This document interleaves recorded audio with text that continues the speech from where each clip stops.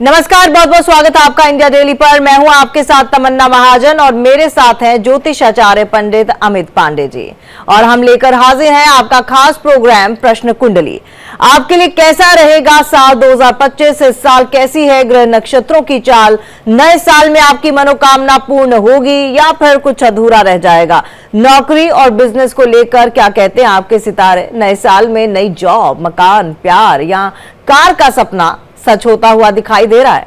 आपके ऐसे तमाम प्रश्नों के जवाब हमारे इस खास शो में आपको मिलेंगे। आपकी हर समस्या का समाधान, ज्योतिष समाधान बताएंगे पंडित अमित पांडे जी, जो देश के जाने माने ज्योतिषाचार्यों में से एक हैं। आप हमें कॉल कीजिए और कॉल आपको करना है नीचे फ्लैश हो रहे नंबर्स पर, या फिर आप हमें व्हाट्सएप भी कर सकते हैं, अपनी समस्या हमें भेज सकते हैं। बस आपको बताना होगा अपनी जन्मतिथि, जन्मस्थान और नाम। और प्रश्न कुंडली है तो आप सिर्फ प्रश्न से भी अपना प्रश्न जो है पूछ सकते हैं और अपना नाम बता के भी काम चल सकता है।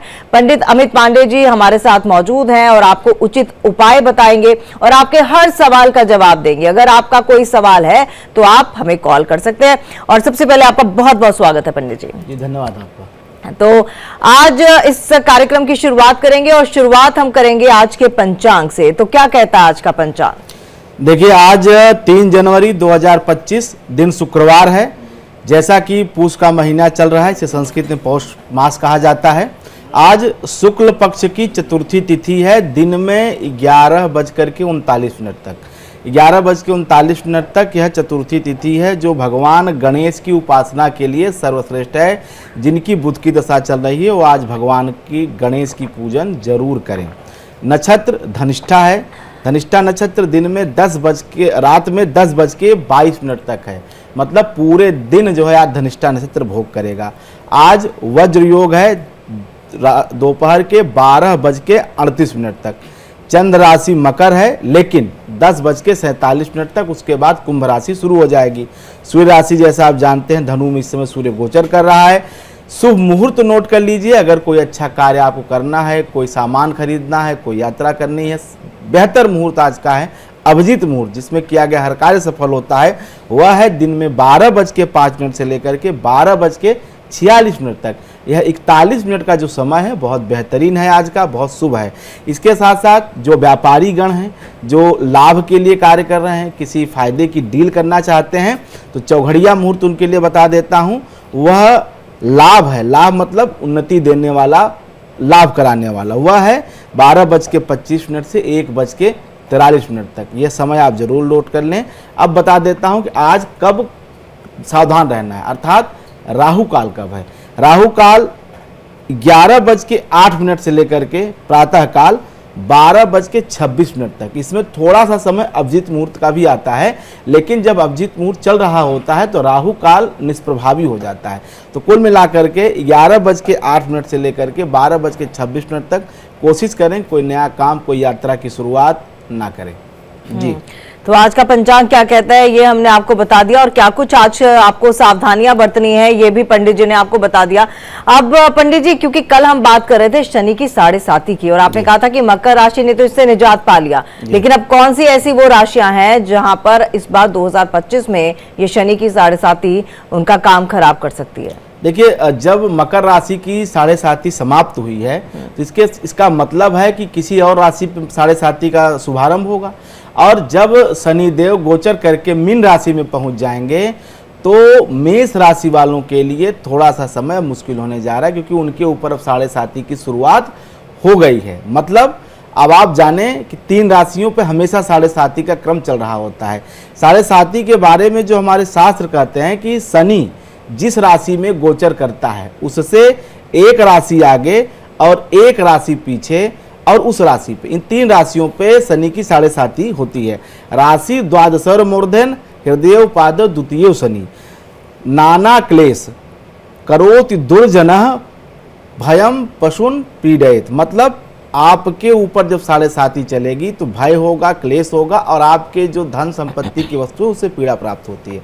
लेकिन अब मकर राशि की 7.5 समाप्त हो रही है, मेष राशि की 7.5 अब शुरू हो रही है। मतलब मार्च 2025 से 3 राशियों के ऊपर 7.5 का क्रम चलने वाला है।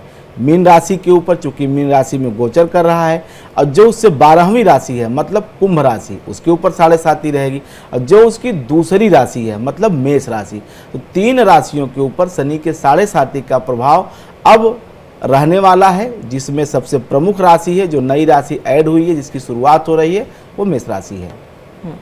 चलिए, अब हमारे साथ कॉलर्स भी जुड़ना शुरू हो गए हैं। हमारे साथ पहले कॉलर उमेश जुड़े हैं इस वक्त। उमेश, आप अपना सवाल बता सकते हैं? मेरा 29/4/1968 का जन्म है। मैं थोड़ा सा परेशान चल रहा है, मेरे जो भी काम कर रहा हूँ वो काम नहीं बन रहा है। उमेश जी, अपनी उम्र बताइए और कहाँ से बोल रहे हैं आप, ये बताइए। मैं भोपाल से बोल रहा हूँ, 29/4/1968। देखिए, आप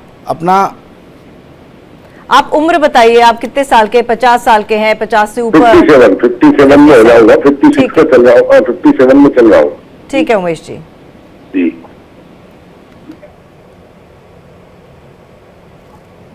उमेश जी, आपने जो प्रश्न किया है, वर्तमान में जो मैं देख पा रहा हूँ, इस समय 3 जनवरी 2025 8:03 का ये प्रश्न मैंने आपका लिया है। मकर लग्न का प्रश्न है और आप अपने व्यापार, रोजगार और जीवन साथी से परेशान हैं। कुछ सेहत की समस्या थी लेकिन अब वो ठीक हो रही है, उसमें ज़रूर सुधार दिखाई दे रहा है। लेकिन इसमें आपके कर्म का कोई दोष नहीं है, आपके कर्म से कोई ऐसी गलती नहीं हुई जिसकी वजह से यह आपको खराब दिन देखना पड़ रहा है।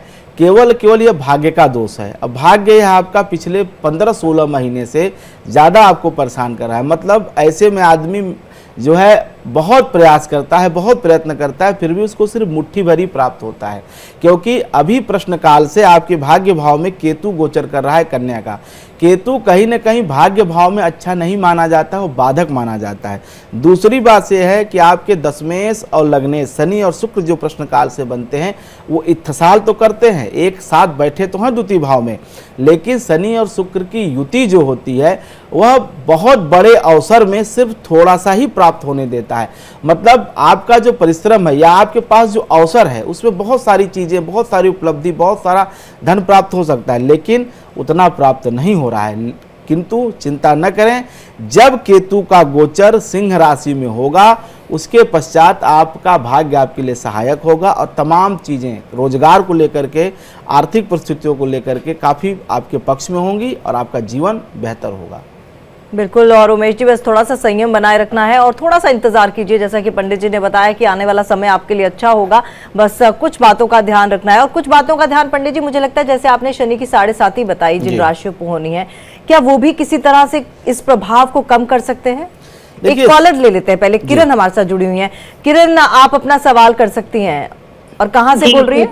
जय श्री राम। मैं किरण तिवारी बोल रही हूँ, मैं वाराणसी से बोल रही हूँ जी। सवाल कीजिए। मैं अपने बच्चों के बारे में पूछना चाहती हूँ। मेरे 2 बेटे हैं और 1 बेटी है, और दोनों ही परेशान चल रहे हैं, बेटी और बड़ा बेटा। ठीक है, बच्चों बेटे का नाम बताइए। बड़े बेटे का नाम है अमन तिवारी और लड़की का नाम है स्नेहा तिवारी। देखिए, अमन तिवारी तो वाकई में आपके सरदर्द का कारण हो गया है बच्चा। ये बिल्कुल जो है ऐसे काम करता है जिससे आपको पीड़ा हो, दुख हो, और ये परिवार के लिए कहीं न कहीं अपयश का कारण बनने जा रहा है। इसकी संगत सोहबत ठीक नहीं है और इसको ठीक रखने का तरीका यह है कि आप इसका स्थान परिवर्तन कराइए। आप अभी जिस जगह, जिस संगति में, जिन लोगों के साथ ये उठ बैठ रहा है, जहाँ ये रह रहा है, या यूँ कहें आपके साथ भी इसका व्यवहार ठीक नहीं है। रही बात जो दूसरा आपका संतान स्नेहा तिवारी जो आपने बताया, उसके साथ ऐसी कोई विशेष समस्या नहीं है। वो केवल कहते हैं ना कि एक खरबूजे को देख के खरबूजा भी रंग बदलता है। चूँकि आपका नियंत्रण अमन पे नहीं है, इसलिए उसकी देखा देखी वह भी वही सब हरकतें करती है। उसको लगता है कि इसको ज़्यादा जो है केयर मिलती है, मुझे कम मिलता है, ऐसा कुछ उसके मनोभाव हैं। अगर अमन ठीक हो जाएगा, स्नेहा अपने आप आपकी बिटिया ठीक हो जाएगी, लेकिन उसके लिए ज़रूरी है कि आप उसका स्थान परिवर्तन करें। और सबसे बड़ी बात है कि ये पिछले मतलब 6-7 महीने से इतना ज़्यादा माहौल आपके घर का ख़राब कर दिया है कि जिसकी मतलब कहते हैं ना, जिस पे बीते वही जाने। तो आप इसके लिए एक उपाय भी बता देता हूं कि आप इसके हाथ से हर मंगलवार के दिन किसी हनुमान मंदिर में, आप चूँकि बनारस में रहती हैं तो बनारस में तो स्वयं साक्षात हनुमान जी विराजते हैं, संकट मोचन भगवान जी की स्थापना की हुई है तुलसीदास जी ने, तो वहाँ पे आप इससे ज़रूर प्रसाद, नैवेद्य, सिंदूर का चोला उसी मंडप में बैठा करके हनुमान चालीसा के इस बच्चे से पढ़ाया जाए तो थोड़ा सा हो सकता है, हनुमान जी चूँकि बुद्धि के प्रदाता हैं, ज्ञान के दाता हैं, तो हो सकता है सद्बुद्धि आए बच्चे को और वो सही रास्ता चुन ले। चलिए, आपको अपनी समस्या का समाधान भी मिल गया। नेत्रपाल सिंह एक और कॉलर हमारे साथ जुड़ चुके हैं। जी, आप अपना सवाल कर सकते हैं।